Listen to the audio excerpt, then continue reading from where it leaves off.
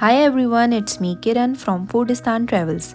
Today I bring a super quick and easy but delicious spice mix recipe. You can use this spice mix on any barbecue, especially on roast meat or sajji. Before starting, please like and subscribe my channel Foodistan Travels. Okay, so let's start the recipe.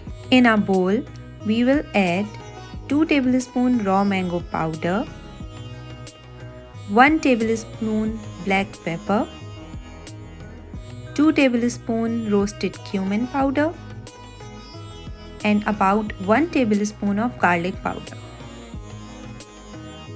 Then, with the help of a spoon, mix the spices together until well combined.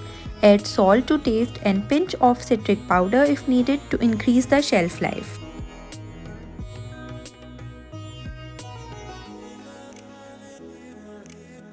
Take a airtight jar, add spice mix and cover it with the lid. Store in a cool dry place for up to an year. Enjoy this spice or masala with roasted ran, chicken, meat or any barbecue item, non-veg or vegetarian. Share your experience in a comment section below. Also follow me on Instagram and don't forget to subscribe my channel Foodistan Travels.